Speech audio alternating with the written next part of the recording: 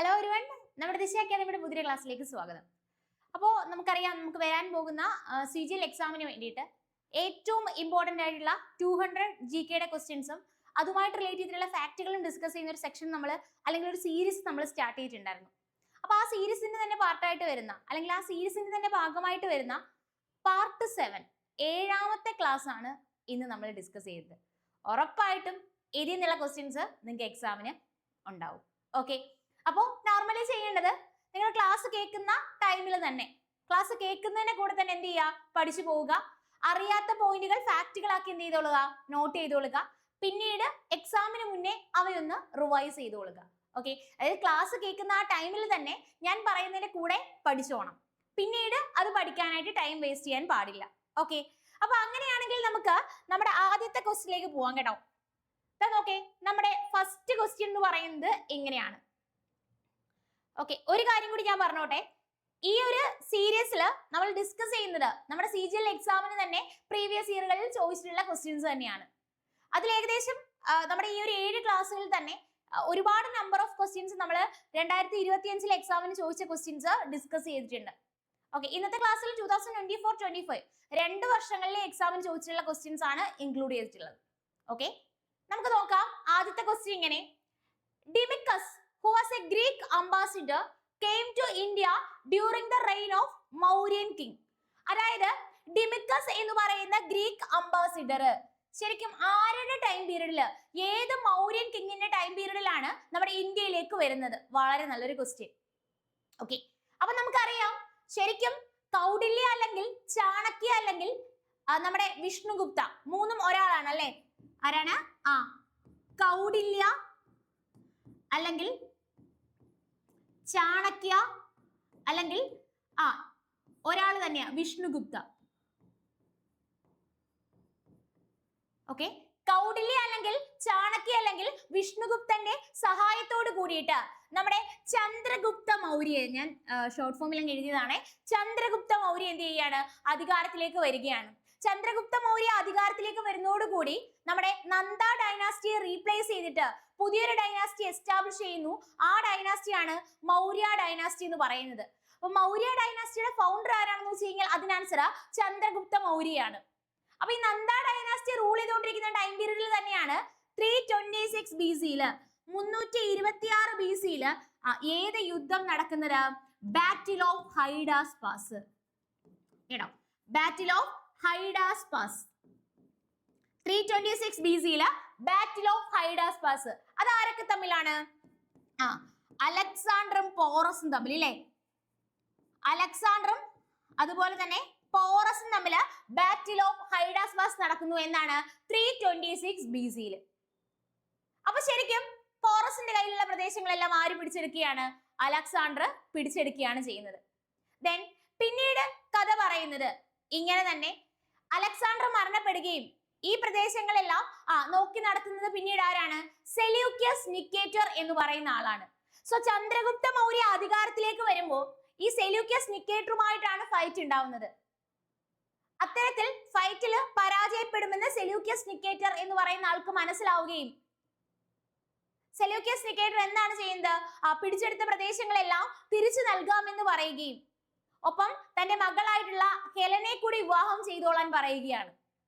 ചന്ദ്രഗുപ്ത മൗര്യ അത് അക്സെപ്റ്റ് ചെയ്യുകയും ചെയ്യുന്നു. അത്തരത്തിൽ ചന്ദ്രഗുപ്ത മൗര്യയുടെ കോർട്ടിലോട്ട് ആദ്യമായിട്ട് ഒരു ഗ്രീക്കുകാരൻ വിസിറ്റ് ചെയ്യുകയാണ്. ആളുടെ പേരാണ് മെഗസ്തനീസ് എന്ന് പറയുന്നത്. കേട്ടോ, ചന്ദ്രഗുപ്ത മൗര്യന്റെ കോർട്ടിലോട്ട് ആദ്യമായിട്ട് ഒരു ഗ്രീക്കുകാരൻ വിസിറ്റ് ചെയ്യുകയാണ്. ആളുടെ പേരാണ് എന്ന് പറയുന്നത് മെഗസ്തനീസ് എന്ന് പറയുന്നത്. മെഗസ്തനീസ് എന്ന് പറയുന്ന വേർഡ് കേൾക്കുമ്പോഴേ ഓർത്തോണം, മെഗസ്തനീസ് എഴുതിയ ബുക്കാണ് എന്ന് പറയുന്നത് ഇൻഡിക്ക എന്ന് പറയുന്നത്. അപ്പൊ മെഗസ്തനീസ് എഴുതുന്ന ബുക്കാണ് എന്ന് പറയുന്നത് നമ്മുടെ ഇൻഡിക്ക എന്ന് പറയുന്ന ബുക്ക്. ഓക്കെ, ആദ്യമായിട്ടൊരു ഗ്രീക്കുകാരൻ ചന്ദ്രഗുപ്ത മൗര്യന്റെ കോർട്ട് വിസിറ്റ് ചെയ്യുകയാണ്. ആളുടെ പേരാണ് മെഗസ്തനീസ്. ഏത് ബുക്ക് എഴുതി? ഇൻഡിക്ക എന്ന് പറയുന്ന ബുക്ക് എഴുതി. ഇവിടെ നോക്ക്, ഡിമിക്കസ് who was a Greek ambassador came to India during the reign of which Mauryan king? എന്നാൽ മെഗസ്തനീസ് അല്ല, ഡിമിക്കസ് എന്ന് പറയുന്ന ഗ്രീക്ക് അംബാസിഡർ ഏത് മൗര്യൻ കിങ്ങിന്റെ ടൈം പീരീഡിലാണ് വിസിറ്റ് ചെയ്യുന്നത്? അപ്പൊ ചന്ദ്രഗുപ്ത മൗര്യനെ പറ്റി നമ്മൾ പറഞ്ഞു അല്ലെ. ദെൻ ഈ ചന്ദ്രഗുപ്ത മൗര്യന്റെ ടൈം പീരീഡിൽ മെഗസ്തനീസ് എന്ത് ചെയ്തു? ചന്ദ്രഗുപ്ത മൗര്യന്റെ കോർട്ട് വിസിറ്റ് ചെയ്യുന്നു. ദെൻ ജീവിതത്തിന്റെ അവസാന നാളുകൾ ചന്ദ്രഗുപ്ത മൗര്യ ജൈനിസം എന്ന് പറയുന്ന റിലീജിയൻ അഡോപ്റ്റ് ചെയ്യുകയാണ് ചെയ്യുന്നത് കേട്ടോ. ജീവിതത്തിന്റെ അവസാന നാളുകൾ ചന്ദ്രഗുപ്ത മൗര്യ ഏത് റിലീജിയൻ അഡോപ്റ്റ് ചെയ്യുന്നു? ജൈനിസം എന്ന് പറയുന്ന റിലീജിയൻ അഡോപ്റ്റ് ചെയ്യുന്നു. നമ്മുടെ കർണാടകയിലെ ശ്രാവണ ബെലഗോളിലോട്ട് വരികയും സല്ലേഖന വഴി മരണപ്പെടുകയും ചെയ്യുകയാണ് ചന്ദ്രഗുപ്ത മൗര്യ കേട്ടോ. ചന്ദ്രഗുപ്ത മൗര്യ അദ്ദേഹത്തിന്റെ ജീവിതത്തിന്റെ അവസാന നാളുകളിൽ ജൈനിസം എന്ന് പറയുന്ന റിലീജിയൻ അഡോപ്റ്റ് ചെയ്യുകയും നമ്മുടെ കർണാടകയിലെ ശ്രാവണ ബെലഗോളിലോട്ട് വരികയും അവിടെ വെച്ച് സല്ലേഖന വഴി. അപ്പൊ എന്താണ് ഈ സല്ലേഖന? ഫാസ്റ്റിംഗ് ടു ഡെത്ത് എന്നാണ് കേട്ടോ. സല്ലേഖന എന്ന് പറയുന്ന ഫെസ്റ്റിവൽ എന്താണ്? ഫാസ്റ്റിംഗ് ടു ഡെത്ത് എന്നാണ്. ഫാസ്റ്റിംഗ് ചെയ്തുകൊണ്ട് മരണത്തിലേക്ക് പോവുക. അങ്ങനെ മരണപ്പെടുന്ന ആളാണ് ആരെന്ന് പറയുന്നത്? ചന്ദ്രഗുപ്ത മൗര്യ എന്ന് പറയുന്നത്. അപ്പോ റീസെന്റ് ഒരു എക്സാമിന് ഇങ്ങനെ കൂടി ക്വസ്റ്റ്യൻ കണ്ടു. ഈ സല്ലേഖന എന്ന് പറയുന്ന ഫെസ്റ്റിവൽ ഏത് റിലീജിയനുമായിട്ട് റിലേറ്റ് ചെയ്യുന്നു? ഏതാണ്? ജൈനിസം. ഓക്കെ.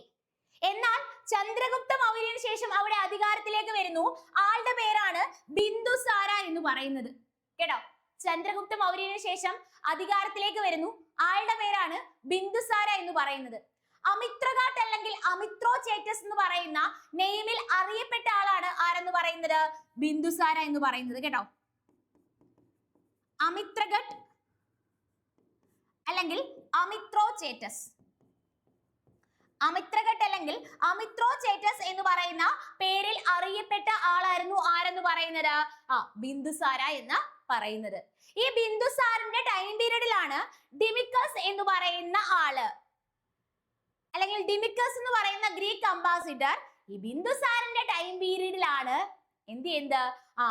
മൗര്യ അതല്ലെങ്കിൽ ഇന്ത്യ വിസിറ്റ് ചെയ്യുന്നത്, ഇന്ത്യയിലേക്ക് വരുന്നത്. ആരുടെ ടൈം പീരീഡിലാ? ബിന്ദുസാറിന്റെ ടൈം പീരീഡില്. വളരെ നല്ലൊരു ക്വസ്റ്റ്യൻ. ബിന്ദുസാറിന് ശേഷം പിന്നീട് അധികാരത്തിൽ വരുന്ന റൂളറെ നമുക്കറിയാം, നമ്മുടെ കലിംഗ വാർ. ആരാണ്? അശോകൻ. മുന്നത്തെ ക്ലാസ്സുകളിൽ അശോകനുമായിട്ട് റിലേറ്റ് ചെയ്ത് ഒരുപാട് കാര്യങ്ങൾ എന്ത് ചെയ്തിട്ടുണ്ട്? ഞാൻ നിങ്ങളെ കൃത്യമായിട്ട് പഠിപ്പിച്ചിട്ടുണ്ട്. ഓക്കെ. എടാ ഇവിടെ പറഞ്ഞ കാര്യങ്ങളെ കൺസോളിഡേറ്റ് ചെയ്ത് സിമ്പിൾ ആയിട്ട് ഞാൻ ഒന്നുകൂടി പറഞ്ഞുതരാം. അതായത് നമുക്കറിയാം നമ്മുടെ മഗധയിലെ അവസാനത്തെ ഡൈനാസ്റ്റിയാണ് നന്ദ ഡൈനാസ്റ്റി എന്ന് പറയുന്നത്. നന്ദ ഡൈനാസ്റ്റിയെ റീപ്ലേസ് ചെയ്തിട്ട് കൗഡില്യ അല്ലെങ്കിൽ ചാണക്യ അല്ലെങ്കിൽ വിഷ്ണുഗുപ്ത. കൗഡില്യന്റെ സഹായത്തോട് കൂടിയിട്ട് ഒരാൾ തന്നെയാ. അധികാരത്തിലേക്ക് വരുന്നു? ചന്ദ്രഗുപ്ത മൗര്യ അധികാരത്തിലേക്ക് വരുന്നു. ചന്ദ്രഗുപ്ത മൗര്യ അധികാരത്തിലേക്ക് വരികയും അവിടെ പുതിയൊരു ഡൈനാസ്റ്റി എസ്റ്റാബ്ലിഷ് ചെയ്യുകയും ചെയ്യുന്നു. ആ ഡൈനാസ്റ്റിയാണ് മൗര്യ ഡൈനാസ്റ്റി. എന്നാൽ ഈ നന്ദ ഡൈനാസ്റ്റി റൂൾ ചെയ്യുന്ന ടൈം പീരീഡിൽ തന്നെ 326 BC തന്നെ അലക്സാണ്ടറും പോറസും തമ്മിൽ യുദ്ധം നടക്കുന്നുണ്ടായിരുന്നു. പ്രദേശങ്ങളെല്ലാം അലക്സാണ്ടർ പിടിച്ചെടുക്കുകയാണ്. ദെൻ ചന്ദ്രഗുപ്ത മൗര്യ അധികാരത്തിലേക്ക് വരുമ്പോൾ ആ സമയമാകുമ്പോഴത്തേക്കും അലക്സാണ്ടർ മരണപ്പെട്ടിട്ടുണ്ടായിരുന്നു. പിടിച്ചെടുത്ത പ്രദേശങ്ങളെല്ലാം ആ സമയം അലക്സാണ്ടർ നോക്കി നടത്താൻ ഏൽപ്പിച്ചത് സെലൂക്കസ് നിക്കേറ്റർ എന്ന് പറയുന്ന ആളെയായിരുന്നു. സെലൂക്കസ് നിക്കേറ്ററും അതുപോലെ തന്നെ ചന്ദ്രഗുപ്ത മൗര്യനും തമ്മിൽ ഫൈറ്റ് ഉണ്ടാവുന്നുണ്ട്. ഫൈറ്റില് സെലൂക്കസ് നിക്കേറ്ററിനും പരാജയപ്പെടുമെന്ന് മനസ്സിലാവുകയാണ് ചെയ്യുന്നത്. പിടിച്ചെടുത്ത പ്രദേശങ്ങളെല്ലാം തിരിച്ചു നൽകാമെന്നും ഒപ്പം തന്നെ മകളായിട്ടുള്ള ഹെലനെ കൂടി വിവാഹം ചെയ്തോളാൻ വാഗ്ദാനം നൽകിയാണ് ചന്ദ്രഗുപ്ത മൗര്യന്. ഓക്കെ. ദെൻ പിന്നീട് അവിടെ അറിയേണ്ടത് ഈ ചന്ദ്രഗുപ്ത മൗര്യ അദ്ദേഹത്തിന്റെ ജീവിതത്തിന്റെ അവസാന നാളുകൾ ജൈനിസം എന്ന് പറയുന്ന റിലീജിയൻ അഡോപ്റ്റ് ചെയ്യുകയാണ് ചെയ്യുന്നത്. നമ്മുടെ കർണാടകയിലെ ശ്രാവണ ബെലഗോളിലോട്ട് വരികയും സല്ലേഖന വഴി മരണപ്പെടുകയും ചെയ്യുന്ന ആളാണ് ആരെന്ന് പറയുന്നത്? ചന്ദ്രഗുപ്ത മൗര്യ എന്ന് പറയുന്നത്. സല്ലേഖന എന്ന് പറഞ്ഞാൽ ഫാസ്റ്റിംഗ് ടു ഡെത്ത് എന്നാണ്. ഫാസ്റ്റിംഗ് ചെയ്തുകൊണ്ട് മരണത്തിലേക്ക് പോവുക. എന്നാൽ ചന്ദ്രഗുപ്ത മൗര്യന് ശേഷം അധികാരത്തിൽ വരുന്നു ബിന്ദുസാര. അമിത്രഘാട്ട് അല്ലെങ്കിൽ അമിത്രോചേറ്റസ് എന്ന് പറയുന്ന പേരിൽ അറിയപ്പെട്ട ആളായിരുന്നു ആരെന്ന് പറയുന്നത്? ബിന്ദുസാര എന്ന് പറയുന്നത്. അമിത്രഘാട്ട് അല്ലെങ്കിൽ അമിത്രോചേറ്റസ് എന്ന് പറയുന്ന പേരിൽ അറിയപ്പെട്ട ആളായിരുന്നു ആരെന്ന് പറയുന്നത്? ബിന്ദുസാര എന്ന് പറയുന്നത്. ഈ ബിന്ദുസാറിന്റെ ടൈം പീരീഡിലാണ് ഡിമിക്കസ് എന്ന് പറയുന്ന ഗ്രീക്ക് അംബാസിഡർ ഇന്ത്യയിലേക്ക് വരുന്നത്. ഓക്കെ ആണല്ലോ? ഓക്കെ. നമുക്ക് നെക്സ്റ്റ് ക്വസ്റ്റ്യനിലേക്ക് പോകാം കേട്ടോ. ഇവിടെ പറഞ്ഞ എല്ലാ ഫാക്ടുകളും ഒന്ന് പഠിച്ചോണേ. Who among the following envoys was sent by Seleucus first to the court of Chandragupta Maurya? Chandragupta മൗര്യന്റെ കോർട്ടിലേക്ക് സെലൂക്കസ് നിക്കേറ്റർ അയക്കുന്നത് ആരെയാണ്? മുന്നേ ഓൾറെഡി പറഞ്ഞു. ചന്ദ്രഗുപ്ത മൗര്യന്റെ കോർട്ടിലേക്ക് അയക്കുന്ന ആരെയാണ്? മെഗസ്തനീസിനെയാണ്. Okay.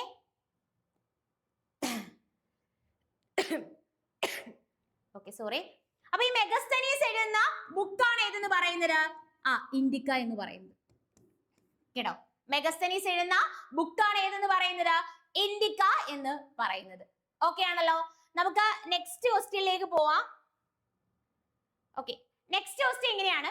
Rudrasena second of which of the following dynasties married Prabhavati Gupta, the daughter of Chandragupta second of Gupta dynasty? നമുക്കറിയാം, നമ്മുടെ ഗുപ്ത ഡൈനാസ്റ്റിയിലെ ഫേമസ് ആയിട്ടുള്ള റൂളർ ആരെന്ന് പറയുന്നത്? ചന്ദ്രഗുപ്ത സെക്കൻഡ് എന്ന് പറയുന്നത്. ഈ ചന്ദ്രഗുപ്ത സെക്കൻഡിനെയാണ് വിക്രമാദിത്യ എന്ന് അറിയപ്പെടുന്നത്. കേട്ടോ, ചന്ദ്രഗുപ്ത സെക്കൻഡിനെയാണ് വിക്രമാദിത്യ എന്ന് അറിയപ്പെടുന്നത്. ചൈനീസ് ട്രാവലർ ആയിട്ടുള്ള ഫാഹിയാൻ വിസിറ്റ് ചെയ്യുന്നത് ചന്ദ്രഗുപ്ത സെക്കൻഡിന്റെ കോർട്ടിലാണ്. നവരത്നാസ് ഫേമസ് ആയിട്ടുള്ള 9 ആൾക്കാർ ഉണ്ടായിരുന്നത് ചന്ദ്രഗുപ്ത സെക്കൻഡിന്റെ കോർട്ടിലാണ്. നവരത്നാസ്. ഓക്കെ, ഈ നവരത്നാസില് ഒരാളാണ് ആരെന്നറിയാമോ? വേതാളഭട്ട.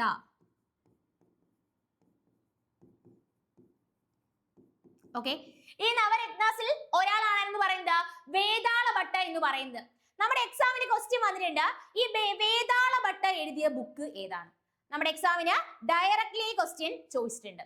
വേതാളഭട്ട എഴുതിയ ബുക്ക് ഏതാണെന്ന് ഡയറക്ട്ലി ക്വസ്റ്റ്യൻ ചോദിച്ചു. മന്ത്രശാസ്ത്രയാണ് കേട്ടോ. മന്ത്രശാസ്ത്ര എന്ന് പറയുന്ന ബുക്ക് എഴുതുന്ന ആരാണ്? വേതാളഭട്ട. മന്ത്രശാസ്ത്ര ഇത് ലേറ്റസ്റ്റ് ആയിട്ട് ചോദിച്ചു കണ്ട ക്വസ്റ്റ്യൻ ആണ്. ഇനിയും റിപ്പീറ്റ് ചെയ്യും. ഓക്കെ, ഇപ്പൊ ഇത്ര മാത്രമേ ഞാൻ പറഞ്ഞുള്ളൂ. ഇതിന് ആൻസറിലോട്ടൊന്നും എത്തിയിട്ടില്ല. ഗുപ്ത ഡൈനാസ്റ്റിയിലെ ഫേമസ് ആയിട്ടുള്ള റൂളർ ആയിരുന്നു ചന്ദ്രഗുപ്ത സെക്കൻഡ്. ഇദ്ദേഹത്തെയാണ് വിക്രമാദിത്യ എന്ന് പറയുന്ന പേരിൽ അറിയപ്പെട്ടിട്ടുണ്ടായിരുന്നത്. ചൈനീസ് ട്രാവലർ ആയിട്ടുള്ള ഫാഹിയാൻ വിസിറ്റ് ചെയ്യുന്നതും ഈ ചന്ദ്രഗുപ്ത സെക്കൻഡിന്റെ കോർട്ടിലാണ്. നവരത്നാസ് ഫേമസ് ആയിട്ടുള്ള 9 ആൾക്കാർ ഉണ്ടായിരുന്നത് ചന്ദ്രഗുപ്ത സെക്കൻഡിന്റെ കോർട്ടിലായിരുന്നു. ഈ നവരത്നാസിൽ ഒരാളാണ് ആരെന്ന് പറയുന്നത്? വേതാളഭട്ട എന്ന് പറയുന്നത്.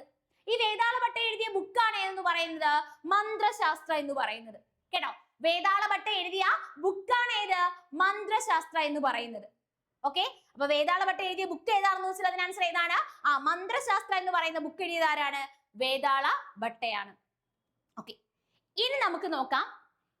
ഈ ചന്ദ്രഗുപ്ത സെക്കൻഡിന്റെ മകളാണ് ആരേതാ? പ്രഭാവതി ഗുപ്ത അല്ലെ? ചന്ദ്രഗുപ്ത സെക്കൻഡിന്റെ മകളാണ് ആര്? പ്രഭാവതി ഗുപ്ത.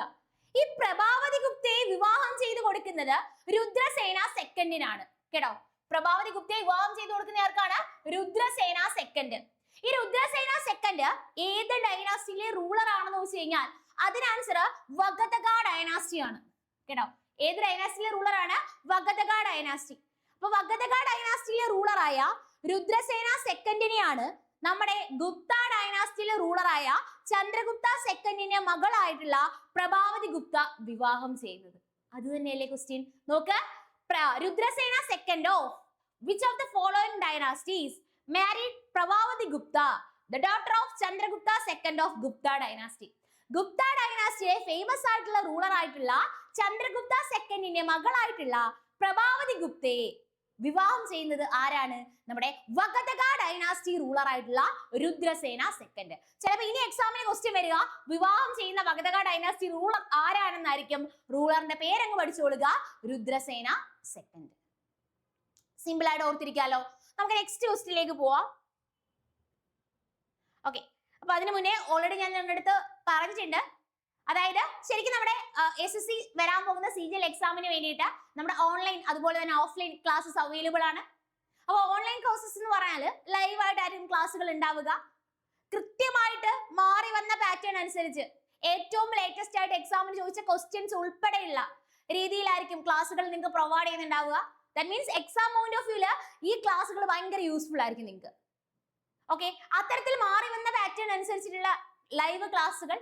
സോ അതുകൊണ്ട് തന്നെ ക്ലാസ് കേൾക്കുന്ന ടൈമിൽ ഡൗട്ടുകൾ വരുന്ന കാര്യങ്ങൾ നിങ്ങൾക്ക് എന്ത് ചെയ്യാം? ഡയറക്റ്റ് ആയിട്ട് ആ ടൈം തന്നെ ഫാക്കൽറ്റീസുമായിട്ട് ഡൗട്ട് ചോദിച്ചത് ക്ലിയർ ചെയ്യാനായിട്ട് പറ്റും. ഇനി ഒരു പക്ഷേ നിങ്ങൾക്ക് ഒരു ദിവസം ലൈവ് ക്ലാസ് അറ്റൻഡ് ചെയ്യാൻ പറ്റിയില്ല എങ്കിലും കുഴപ്പമില്ല, അതിന്റെ റെക്കോർഡ് വേർഷൻസ് അവിടെ അവൈലബിൾ ആയിരിക്കും. സൺഡേ എന്ന് പറയുന്ന ഒരു ദിവസം തന്നെ തൊട്ടടുത്ത ഒരു 1 വീക്കിൽ വരുന്ന ക്ലാസ്സുകൾ ഏതൊക്കെയാണ്, ഏതൊക്കെ ടൈമിൽ ഏതൊക്കെ സബ്ജക്റ്റുകളുടെയാണ് ക്ലാസ് എന്നുള്ളത് ഒരു സൺഡേ ദിവസം തന്നെ, ഒരു വീക്കില് സൺഡേ ദിവസം തന്നെ നിങ്ങളെ അറിയിക്കും. സോ അടുത്തൊരു വീക്കിലേക്ക് ബാക്കി കാര്യങ്ങളെല്ലാം മാറ്റി വെച്ച് ക്ലാസ്സിലുള്ള ടൈം നിങ്ങൾക്ക് മാനേജ് ചെയ്യാനായിട്ട് അത് ഭയങ്കരമായിട്ട് യൂസ്ഫുൾ ആവും. റെക്കോർഡ് വേർഷൻസ് അവൈലബിൾ ആയതുകൊണ്ട് തന്നെ ഒരുപക്ഷെ ക്ലാസ് മിസ്സായാലും പ്രശ്നമില്ല. പക്ഷെ അന്നത്തെ ദിവസം തന്നെ പെൻഡിങ് വരുത്താതെ ക്ലാസ് എന്ത് ചെയ്തോണം, കണ്ടങ്ങ് തീർത്തോണം. Okay, then previous year questions discuss ചെയ്യുന്ന സെക്ഷൻസ് ഉണ്ടാവും. പഠിത്തത്തിൽ നിങ്ങളെ കുറച്ചും കൂടി സപ്പോർട്ട് ചെയ്യുന്നതിന് വേണ്ടിയിട്ട് നിങ്ങൾക്ക് ഒരു മെന്റർ സപ്പോർട്ടും ഉണ്ടാവും. അപ്പൊ കോഴ്സിലോട്ട് നിങ്ങൾക്ക് ജോയിൻ ചെയ്യാൻ താല്പര്യം ഉണ്ടെങ്കിൽ ഡെഫിനറ്റ്ലി കൃത്യമായിട്ട് സിലബസ് ഓറിയന്റഡ് ആയിട്ട് എക്സാമിന് ക്വസ്റ്റ്യൻസ് ചോദിക്കുന്ന പാറ്റേണിൽ പഠിക്കണമെന്ന് ആഗ്രഹം ഉണ്ടെങ്കിൽ ഡെഫിനറ്റ്ലി ഈ നമ്പറിൽ ഏതെങ്കിലും ഒരു നമ്പറിൽ കോൺടാക്ട് ചെയ്യുക കേട്ടോ. 8075753676 എന്ന് പറയുന്ന നമ്പറിലോ 7012615062 എന്ന് പറയുന്ന നമ്പറിലോ കോൺടാക്ട് ചെയ്യുക. ഓക്കെ, ഇനി സിജിഎല്ലിന്റെ കോഴ്സ് മാത്രമാണോ അവൈലബിൾ? അല്ല, നമുക്ക് നമ്മുടെ SSCയുടെ എല്ലാ എക്സാംസിന്റെയും കോഴ്സസ് അവൈലബിൾ ആണ്. സിജിഎൽ, CSL, MDS, അതുപോലെ തന്നെ നമ്മുടെ ഇപ്പൊ അറിയാം നമുക്ക് റെയിൽവേയുടെ എക്സാംസ് ഇയർലി ആക്കിയിട്ടുണ്ട്. അപ്പൊ റെയിൽവേയുടെ എക്സാംസിന്റെ കോഴ്സുകളും അവൈലബിൾ ആണ്. ഓക്കെ, അപ്പൊ പ്രോപ്പർലി ഞാൻ ഈ പറഞ്ഞ പോലെ തന്നെ എന്ത് ചെയ്താൽ മതി, നിങ്ങൾ ഈ നമ്പറിൽ കോൺടാക്ട് ചെയ്താൽ കൂടുതൽ ഡീറ്റെയിൽസും കാര്യങ്ങളും എല്ലാം എന്ത് ചെയ്യാൻ പറ്റും, നിങ്ങൾക്ക് അറിയാനായിട്ട് പറ്റും. ഓക്കെ ഓക്കെ എടാ, അടുത്ത ക്വസ്റ്റ്യൻ നോക്കേ. പുഷ്യഭൂതി ഡൈനാസ്റ്റി ആഫ്റ്റർ പ്രഭാകർ വർദ്ധന strengthened its position in the region of Punjab and Haryana after defeating which of the following dynasty? അപ്പൊ ഏത് ഡൈനാസ്റ്റിയെ പരാജയപ്പെടുത്തിയിട്ടാണ് പുഷ്യഭൂതി ഡൈനാസ്റ്റിയിൽ പ്രഭാകർ വർദ്ധനയ്ക്ക് ശേഷം പഞ്ചാബ് ഹരിയാന റീജിയൻ സ്ട്രെങ്തൻ ചെയ്യുന്നത്? ഏത് ഡൈനാസ്റ്റിയെ പരാജയപ്പെടുത്തിയിട്ടാണ്? ഹ്യൂനന്മാരെ പരാജയപ്പെടുത്തിയിട്ടാണ് കേട്ടോ. ഹ്യൂനാസ് ആരെ പരാജയപ്പെടുത്തിയിട്ടാണ്? ഹ്യൂനന്മാരെ പരാജയപ്പെടുത്തിയിട്ടാണ് ഈ പഞ്ചാബ് ഹരിയാന ആ ഒരു റീജിയണില് എന്ത് ചെയ്യുന്നത്, അവരുടെ പൊസിഷൻ സ്ട്രെങ്തൻ ചെയ്യുന്നത് ഹ്യൂനാസിനെ പരാജയപ്പെടുത്തിയിട്ടാണ്. നമുക്കറിയാം പുഷ്യഭൂതി ഡൈനാസ്റ്റി അല്ലെങ്കിൽ വർദ്ധന ഡൈനാസ്റ്റി അല്ലെങ്കിൽ നമ്മുടെ ഹർഷ ഡൈനാസ്റ്റി എന്നൊക്കെ പറയും അല്ലെ. അപ്പൊ ഇതിന്റെ ഫൗണ്ടർ എന്ന് പറയുന്ന ആരാണ്? പുഷ്യഭൂതിയാണ്. ഫൗണ്ടർ എന്ന് പറയാനാണ് പുഷ്യഭൂതി. അതിനുശേഷം അവിടെ ഉണ്ടായിരുന്ന റൂളർ ആണ് ആരെന്ന് പറയുന്നത്? നമ്മുടെ പ്രഭാകര വർദ്ധന എന്ന് പറയുന്നത്. ആരെന്ന് പറയുന്നത്? പ്രഭാകർ വർദ്ധന. ഈ പ്രഭാകർ വർദ്ധനയുടെ മക്കളാണ് ആരൊക്കെ? നമ്മുടെ രാജ്യവർദ്ധന. ആരൊക്കെയെന്നറിയാമോ? നമ്മുടെ രാജ്യവർദ്ധന, അതുപോലെ നമ്മുടെ ഹർഷവർദ്ധന, നമ്മുടെ രാജ്യവർദ്ധന, നമ്മുടെ ഹർഷവർദ്ധന, അതുപോലെ തന്നെ രാജ്യശ്രീ. ഓക്കെ, പ്രഭാകർ വർദ്ധനയുടെ മക്കളാണ് രാജ്യവർദ്ധന, ഹർഷവർദ്ധന, അതുപോലെ തന്നെ രാജ്യശ്രീ. ഈ രാജ്യശ്രീയെ കനൗജിലെ റൂളർ ആയിട്ടുള്ള ഗ്രഹവർമ്മൻ വിവാഹം ചെയ്യുന്നു. കേട്ടോ, രാജ്യശ്രീയെ എവിടത്തെയാണ്? കനൗജ്. ഈ കഥ എന്ന് പഠിച്ചോണെങ്കിൽ ഈ കഥയിൽ നിന്ന് ഒരു 2 to 3 ക്വസ്റ്റ്യൻസ് ചോദിച്ചിട്ടുണ്ട്.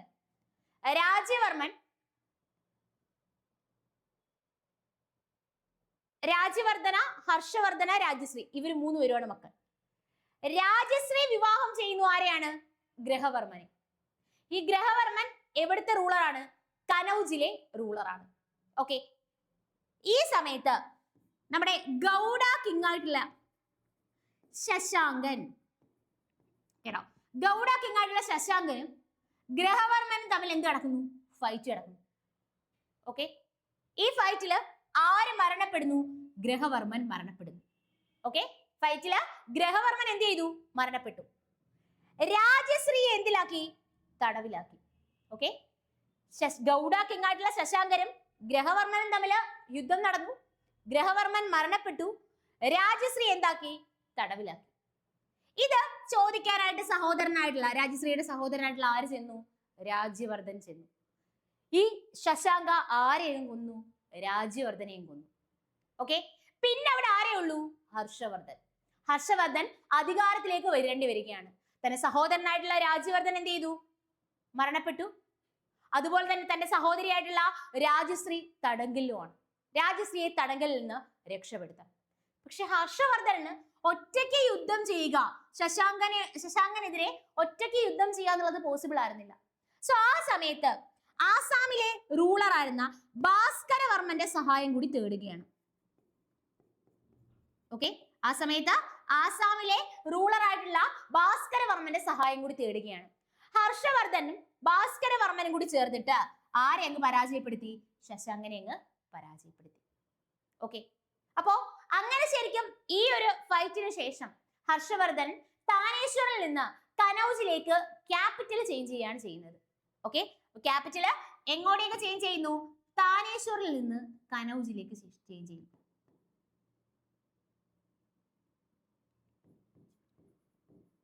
ഓക്കെ, അപ്പൊ ഈ ഒരു കാര്യം എന്ത് ചെയ്യാ? പ്രോപ്പർലി അങ്ങ് ഓർത്തോളുക. നമ്മുടെ പുഷ്യഭൂതി ഡൈനാസ്റ്റി ഫൗണ്ടർ പുഷ്യഭൂതി തന്നെ. അതിനുശേഷം ആര് അധികാരത്തിൽ വരുന്നു? പ്രഭാകർ വർദ്ധന. പ്രഭാകർ വർദ്ധനയുടെ മക്കളാണ് ആരൊക്കെ? രാജ്യവർദ്ധന, ഹർഷവർദ്ധന, രാജശ്രീ. രാജശ്രീ വിവാഹം ചെയ്യുന്നു കനൌജിലെ റൂളർ ആയിട്ടുള്ള ഗ്രഹവർമ്മൻ. ആ സമയത്ത് ഗൗഡ കിങ്ങായിട്ടുള്ള ശശാങ്കൻ ഗ്രഹവർമ്മനെ എന്ത് ചെയ്യുന്നു? കൊല്ലുന്നു. അതിനുശേഷം രാജശ്രീയെ തടങ്കിലാക്കുന്നു. ഇത് ചോദിക്കാൻ ചെന്ന സഹോദരനായിട്ടുള്ള രാജ്യവർദ്ധനെയും കൊല്ലുന്നു.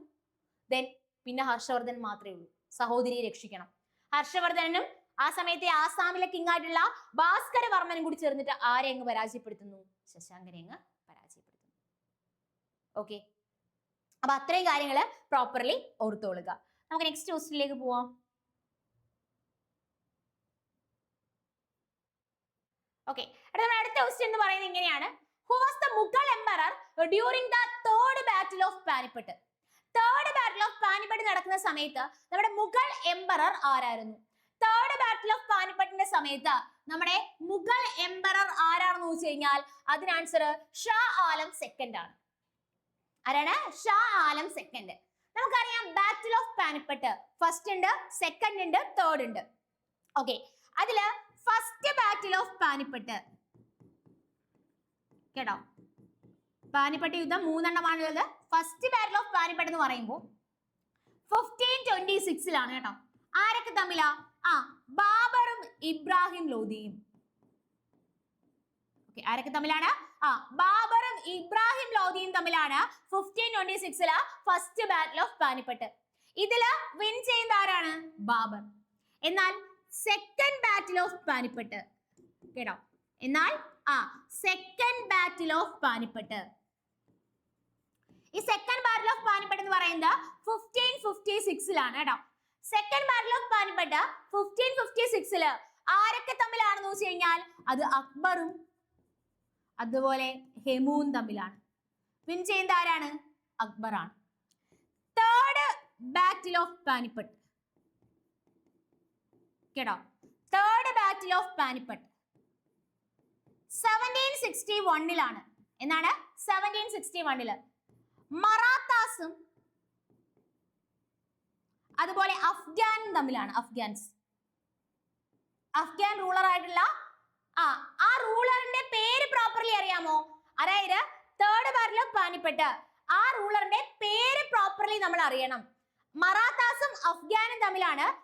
ആളുടെ പേര് എന്താണെന്ന് ചോദിച്ചു കഴിഞ്ഞാൽ അറിയാമോ? ആളുടെ പേര് അഹമ്മദ് ഷാ ദുറാനി എന്നാണ് കേട്ടോ.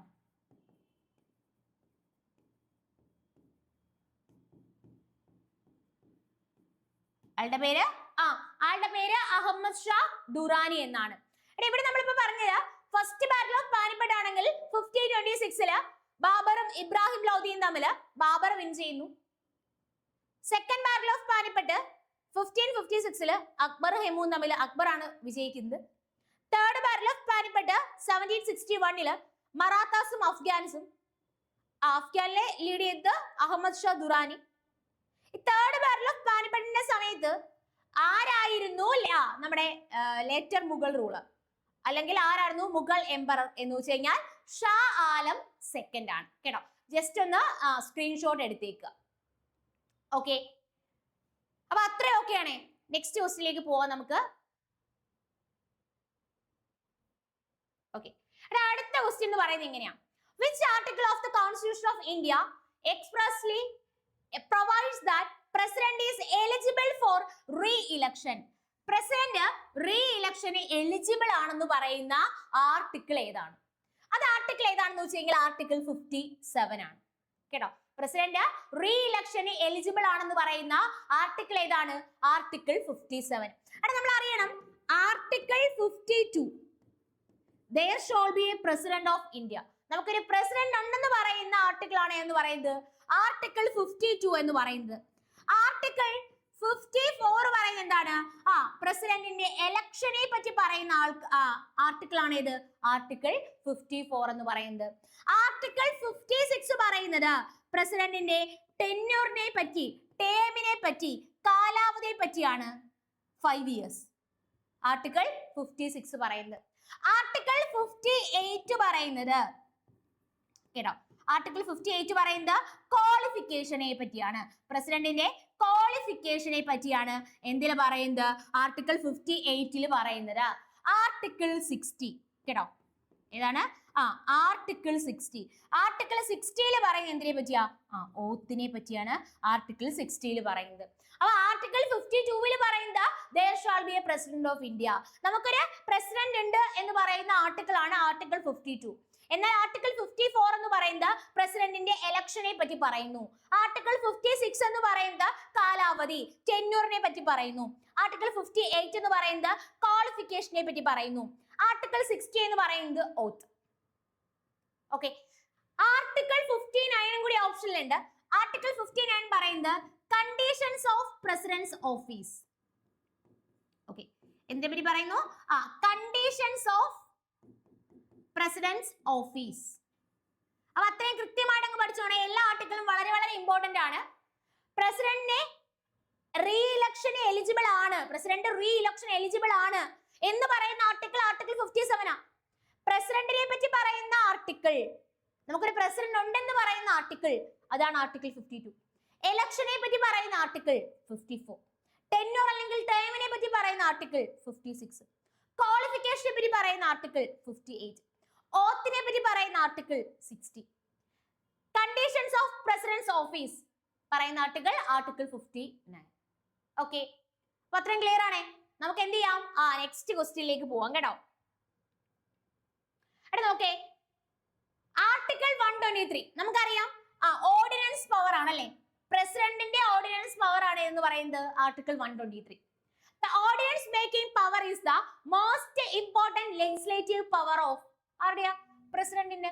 പ്രസിഡന്റിന്റെ ഓർഡിനൻസ് പവർ ആണ് ഇത് ആർട്ടിക്കിൾ 123.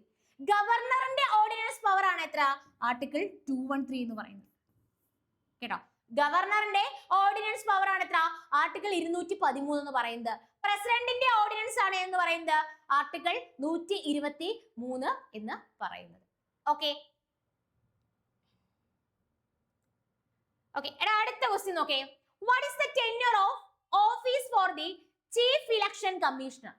ചീഫ് ഇലക്ഷൻ കമ്മീഷണറിന്റെ ഡ്യൂറേഷൻ എത്ര ടൈം പീരീഡ് ആണ്? നമുക്കറിയാം നമ്മുടെ ഇലക്ഷൻ കമ്മീഷനിൽ ഒരു ചീഫ് ഇലക്ഷൻ കമ്മീഷണറും അതുപോലെ തന്നെ 2 ഇലക്ഷൻ കമ്മീഷണേഴ്സും ആണ് ഉള്ളത് നമുക്കറിയാം.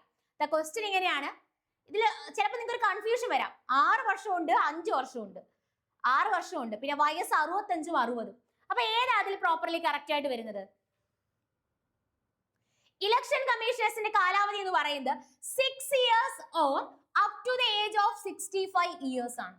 6 വർഷം അല്ലെങ്കിൽ 65 വയസ്സ് എന്നുള്ളതാണ് ഇലക്ഷൻ കമ്മീഷണറിന്റെ പ്രായം എന്ന് പറയുന്നത്. നമുക്കറിയാം ഇലക്ഷൻ കമ്മീഷൻ ഫോം ചെയ്ത എന്നാണ് 1950 ജാനുവരി 25 ഇലക്ഷൻ കമ്മീഷൻ ഫോം ചെയ്തത്. തൊട്ട് മുന്നത്തെ 6ാമത്തെ ക്ലാസ്സിൽ നിങ്ങളെ ഞാൻ പഠിപ്പിച്ചിട്ടുണ്ടായിരുന്നു നമ്മുടെ വോട്ടിംഗ് ഏജ് 21 നിന്ന് 18 റെഡ്യൂസ് ചെയ്ത അമെൻമെന്റ് ആക്ട് എന്ന് പറയുന്നത് 61st അമെൻമെന്റ് ആക്ട് ആയിരുന്നു. 61st അമെൻമെന്റ് ആക്ട് ഏത് വർഷമാണെന്ന് വെച്ചാൽ അതിന് ആൻസർ 1989. ഓക്കെ, നമ്മുടെ ആദ്യത്തെ ചീഫ് ഇലക്ഷൻ കമ്മീഷണർ അല്ലെങ്കിൽ നമ്മുടെ ആദ്യത്തെ ഇലക്ഷൻ കമ്മീഷണർ ആരാണെന്ന് വെച്ച് കഴിഞ്ഞാൽ അതിന് ആൻസർ സുകുമാർ സെൻ ആണ്. ഫസ്റ്റ് ഇലക്ഷൻ കമ്മീഷണർ ആരാണെന്ന് വെച്ചാൽ അതിന് ആൻസർ സുകുമാർ സെൻ ആണ്. ഇലക്ഷൻ കമ്മീഷന്റെ ടെന്യൂർ അല്ലെങ്കിൽ എത്ര വർഷത്തേക്കാണെന്ന് വെച്ച് കഴിഞ്ഞാൽ ടേം എത്ര വർഷത്തേക്കാണെന്ന് വെച്ച് കഴിഞ്ഞാൽ 6 വർഷം അല്ലെങ്കിൽ 65 വയസ്സാണ് നമ്മൾ പറഞ്ഞു അല്ലെ. ഇലക്ഷൻ കമ്മീഷൻ ഫോം ചെയ്ത 1950 ജാനുവരി 25. 21 വയസ്സിൽ നിന്ന് 18 വയസ്സിലേക്ക് എന്ത് ചെയ്തു? 21 നിന്ന് 18 നമ്മുടെ വോട്ടിംഗ് ഏജ് റെഡ്യൂസ് ചെയ്തു. അത് പറയുന്ന അമെൻമെന്റ് ആണ് 61st അമെൻമെന്റ്. ഏത് വർഷമാണെന്ന് അറിയണം? 1989. ഫസ്റ്റ് ഇലക്ഷൻ കമ്മീഷണർ ആണ് ആര്? Sukumar Sen. Article 324 to article 324 മുതൽ ആർട്ടിക്കിൾ 329 വരെ പറയുന്നത് ഇലക്ഷൻ കമ്മീഷനെ പറ്റിയാണ്. അതിൽ ആർട്ടിക്കിൾ 324 എന്ന് പറയുമ്പോൾ നമ്മുടെ പാർലമെന്റിലോട്ടും സ്റ്റേറ്റ് ലെജിസ്ലേച്ചറിലോട്ടും പ്രസിഡന്റ് അതുപോലെ തന്നെ വൈസ് പ്രസിഡന്റിന്റെ ഇലക്ഷനെ പറ്റിയാണ് ആർട്ടിക്കിൾ 324 പറയുന്നത്. ആർട്ടിക്കിൾ 324 മുതൽ ആർട്ടിക്കിൾ 329 വരെ നമ്മുടെ ഇലക്ഷൻ കമ്മീഷനെ പറ്റിയാണ് പറയുന്നത്.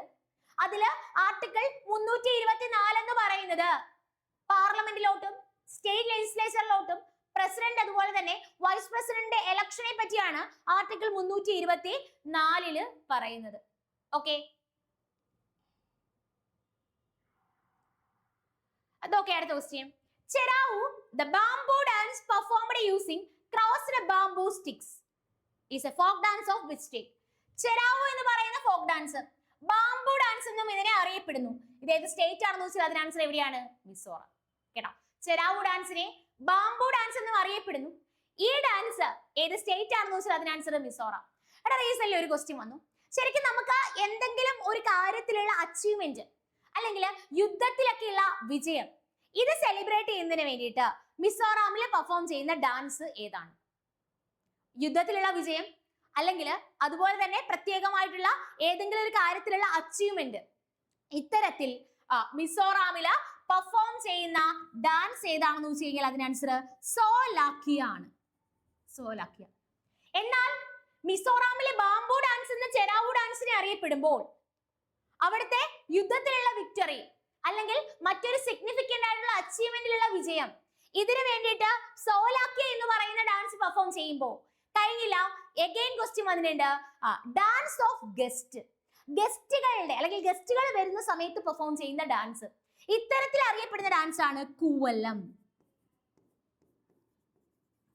കേട്ടോ, ഇത്തരത്തിലുള്ള ഡാൻസ് ആണ് എന്ന് പറയുന്നത് കൂവല്ലം എന്ന് പറയുന്ന ഡാൻസ് എന്ന് പറയുന്നത്. അപ്പൊ നമ്മൾ പറഞ്ഞത് ഇങ്ങനെയാണ്, ചെറാവു എന്ന് പറയുന്ന ബാംബു ഡാൻസ് എവിടെയാണെന്ന് വെച്ചാൽ അതിന് ആൻസർ എവിടെയാണ്? മിസോറാമിലാണ്. ദെൻ വീണ്ടും ഓർക്കുക, സോലാക്കിയ എന്ന് പറയുന്ന ഡാൻസ് ഫോം അതും എവിടെയാണ്? മിസോറാമിലാണ്. ഈ സോലാക്കിയ എന്ന് പറയുന്ന ഡാൻസ് ഫോം എവിടെയാണെന്ന് പറഞ്ഞു? മിസോറാമിലാണെന്ന് പറഞ്ഞു.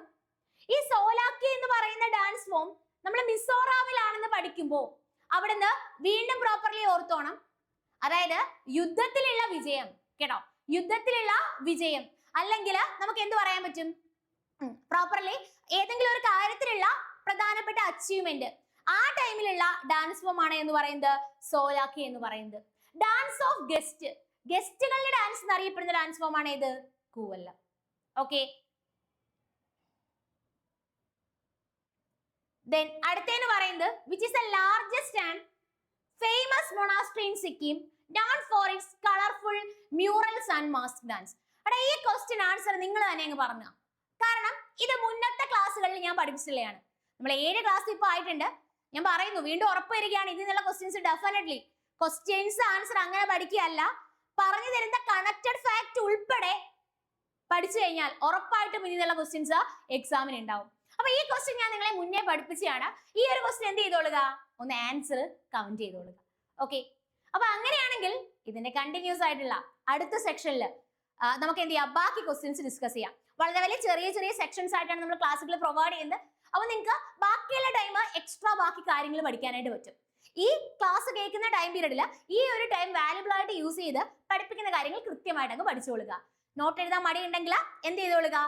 ഓരോ ക്വസ്റ്റ്യനും ഞാൻ ഡിസ്കസ് ചെയ്ത് കണക്റ്റഡ് ഫാക്ട് പറഞ്ഞു കഴിയുമ്പോൾ അതൊന്ന് സ്ക്രീൻഷോട്ട് എടുത്തോളുക. ഓക്കെ, അപ്പൊ അങ്ങനെയാണെങ്കിൽ നമുക്ക് നെക്സ്റ്റ് ക്ലാസ്സിൽ മീറ്റ് ചെയ്യാം. Thank you all and happy learning.